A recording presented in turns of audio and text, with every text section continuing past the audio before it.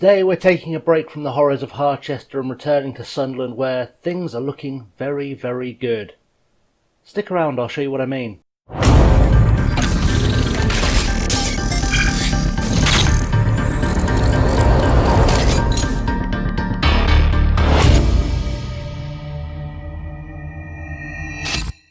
What's up guys, I'm Chasing Lamely. Welcome back to episode number 17 of Sunderland Till I'm Sacked.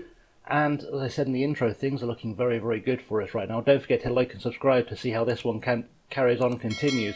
Yeah, things are looking up, We are currently, as you can see on your screen, sitting second in the table behind Hull City, an 8-point gap between us and the leaders. Today we're playing Bristol Rovers, which is our game in hand. I wasn't going to show it to you unless it became important, and I think it's going to become important. You can also see we have a little bit of an injury list building, so we're going to have a bit of a challenge today. We've overcome challenges before. If we look at the fixture list, since we played Oxford in the last episode, we then beat Peterborough 3-1, with Denny Hume and Liam Miller getting a brace, Jordan Willis getting himself sent off, but we managed to weather the storm just about, and then we beat Charlton 3-2 with another brace from Liam Miller and Jack Clark getting a goal. So that's brought you pretty much up to speed. So we're going to go straight into today's episode, and I'm actually quite looking forward to this. We're going to hit the opposition instructions because they're always good advice.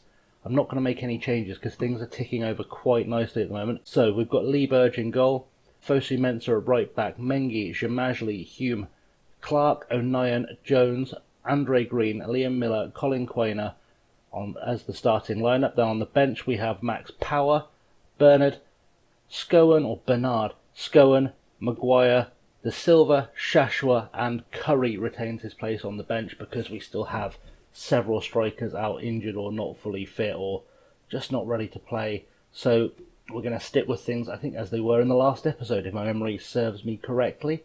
So let's get into the game. If we beat Bristol Rovers in this game in hand, we will go 5 points behind Hull, build the gap to Oxford in the playoff places. And it makes things very interesting because we play Hull in the next episode. We'll play them in a couple of games down the line from this one. And if we can beat Hull, that would then mean we would be within 2 points of them with 3 games left to play. So this could become a make or break game for our season.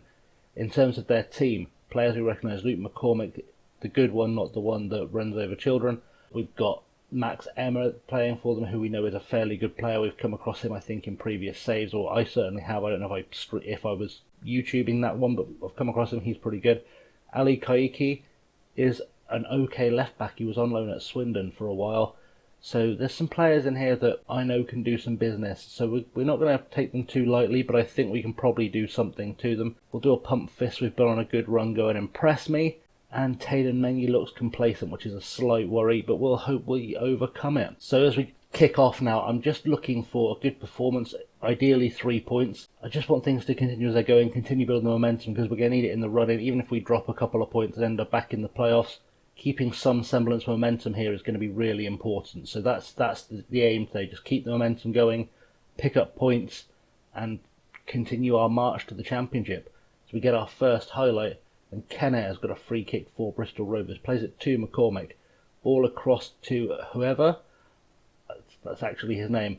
Green plays it into Quainer though. After making the interception, Quainer's in. Good shot. That's bounced off Liam Miller and got in. Blake Tracy tried to clear that, and it's come off Liam Miller's face effectively and gone. I don't think he meant that in the slightest. I don't think he even knew that was coming. But he somehow got himself on the score sheet and put us 1-0 up after 15 minutes. Quainer makes that run through. Has a pop, keeper saves it, Blake Tracy just smashes it straight at Liam Miller. He'll claim that all day. He'll be more than happy to claim that all day. I'm more than happy to claim that all day. So that's 1-0 already. Throw in for us then on the left-hand side, and it's going to be Jamajli to take it. Jamajli I thought he was going to go for a big long throw, and he didn't. He threw it away, and now we've got Aaron Oztumer against us, and Hanlon is through. Hanlon will score. Brandon Hanlon equalises for Bristol Rovers. And things are now starting to look a bit rocky. It's still a point. A point is not a bad thing. It will still keep us in the fight a little bit. Although I'd rather be able to go to Hull looking to make the gap 2 points than 3 if I can absolutely have any say in it whatsoever. But we need to get ourselves back in front is the ideal here. I'm going to encourage the team and see what comes of it. Free kick for us then. Edge of the box. Green whips it over the top. Quainer looked like he was going to be there. Doesn't quite get to it. but he's picked it up on the wing, plays it into Clark. Can Clark get himself a good cross here? He's tried, but he hasn't really got anywhere. Mengi's picked it up, back to Clark. Clark with a whipped ball in, doesn't find anyone. Curtis Jones is there waiting. Andre Green on the side of the box. Andre Green makes it 2-1. His 14th goal of the season. He's been an absolute revelation. He's my best signing of the year so far. Absolutely my best signing of the year on FM21 so far.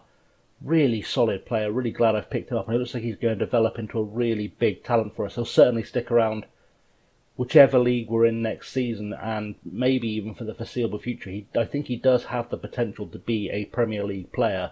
So we'll try and keep him around as much as we can, and we'll make Brandon Hanlon's life a misery by man-marking him as closely as we can. So half-time is upon us. We're just going into injury time now. And it's still looking pretty good. Still 2-1 into the break.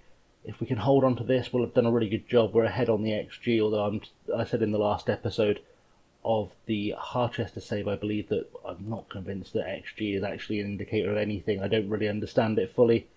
But we're going to try and encourage the guys to go out there, keep playing better. Timothy Fosu-Mensah is demotivated, which is not what I want to see from him. There's a few players actually not putting in a performance. Hume and Mengi are among them. So worth keeping an eye on that as we get a throw in very early in the second half. Fosu-Mensah throws it to Clark. Clark back to Fosu-Mensah. Can he do something with it? Just plays it back to Clark. Jack Clark has a pop, and that's somehow squeezed in at the near post. I don't know how he got that in the net, but he has somehow managed to play a blinder, get the ball away under the keeper, and 3-1, and things are looking fairly comfortable for us at this point. Fosu-Mensah playing it back into Clark once he got into position, and he's just squeezed it inside the post. The keeper's body has kind of helped it in, but he had no chance of getting to it, and that's worked out really well. We're going to drop some praise on the boys and see if that inspires them to increase this lead any more. So we've hit the hour mark. I'm just going to make a quick change here because Denny Hume is booked and also not playing well, so we're going to send Cole de Silva in his place, and we're going to keep an eye on Mengi for another few minutes because he may have to be the next guy off. He's not having the best game of his career, it's got to be said. And I have come to the conclusion that after about 70 odd minutes it is time to take Mengi off. He's not looking at all motivated. Things aren't going well for him. I think maybe we're going to take off Curtis Jones as well just while we're thinking about it. I think I'm going to send Max Power in there because I haven't seen much of Max Power recently, and it'd be nice to give him a run out just to see what he can do to affect the game, see if he can get himself on the score sheet. They've changed formation on us. They're definitely feeling the threat now, and we've got ourselves a throw-in their half, deep in their half, in fact by the byline. Shamajli will throw it. Will he go long? He is going to go long, but only as far as Max Emma. But Power is there. Can Max Power score? Max Power has scored, vindicating my decision to bring him on. It was kind of him or Scowen. I'm glad I chose Max Power now, because 4-1 is a very, very handy-looking lead. It's a very tasty-looking lead. And definitely gives me some hope that we can maybe inspire ourselves on to further glory this season. It's not out of the question we can win League One this year. So that's definitely a good moment in this series. But they've come straight back at us. They've got a throw in. Bernard heads it clear. Power. What can Max Power do? Ball forward to Miller. Doesn't quite get his head to it. And now Mitchell Lawson is running at us. Plays the ball towards McCormack. Way too long. And now Miller will pick it up. Can we hit them again for a fifth? Power to O'Nien. What have we got going around us? Nothing if we're going to play it to Ali Koiki. Or the Haaland's going to run at us. We know he can score against us. He didn't this time. And we have survived that. And the game is pretty much over now. We're just going to go through injury time.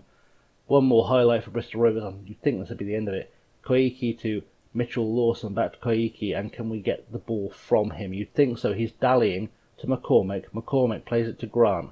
We need to really just keep our heads, make sure we don't let them get any sniff of hope here as Nicholson runs at us down the right-hand side. Thought about going inside the box, changed his mind, cuts it back to Kilgore. Kilgore to Grant, back to Kilgore. As long as we keep them somewhere around here, we should be okay. But you've got to feel like someone is going to make a run at a goal somewhere. Bernard breaks up the play, heads it out, and they're back on the attack. But now we've got it back. The Silva to Power. Power puts the ball forward.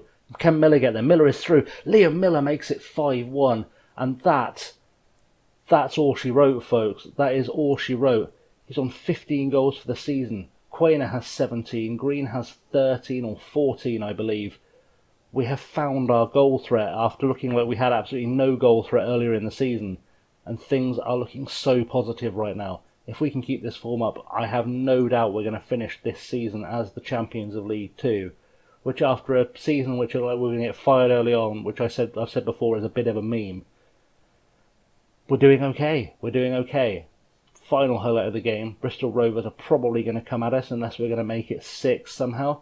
Ball right over the top to Hanlon. He's through, 1-on with the keeper. Good tackle from Bernard. And we've managed to just fight off the pressure. We've given away a corner, but I'll take that all day because at least it's not in our net. See if they can do anything to the corner. Nicholson will take it. Who's he got as options on? He's not in a hurry, which is a bit weird. Power heads it away, and that's gone into touch, and that should be the game. I can't imagine that's not going to be the final whistle. There can't be much more to play for. They've got the throw in. What can they do with it? Kilgore will take it. As far as Nicholson, Power goes in with the tackle, manages to win the ball back, keeps it safe, and Nicholson takes it out of play, and that's the end of the game, and we've won 5-1. Absolutely outstanding performance from the guys there. Really outstanding performance. A brace for Liam Miller. Power, Clark and Green get themselves on the score sheet. We've dominated stats. That's what we look to do. And we're going to tell the boys that was a good win for us. And see just what happens next. So confirmation on the league table. It is now a 5-point gap. And as I said, we're going to come back for the game against Hull, which takes place very shortly. I've got to play Blackpool off screen. We'll come back for the Hull game. If Hull drop points there, then we could go top in the next episode. It's not impossible. If they don't, then we can certainly close the gap, which will be fine. And then we look to the last game of the season. We're playing Northampton, who are last, and I know Hull are playing Charlton, who currently sit in 6th in the table. So it could be a real shootout on the final day for the championship. But I think we're going to leave things there for today, because, you know, why wouldn't we? So, join me again on Thursday, because that's the schedule I'm keeping. It's going to rotate a little bit over Christmas, some things will change. But join me again on Thursday for the Hull game, where we will absolutely see if we can do something to make ourselves the champions of League One this season. In the meantime, guys, you can find me on the social media down below. Insta, Twitter and Patreon, I'm Chasing Lamely. Don't forget to hit like and subscribe using the magic please thing there, or the pop-uppy thing that I like using. Anyway, guys, thank you very much for watching. I have, as always, been Chasing Lamely, and until next time, have a good one.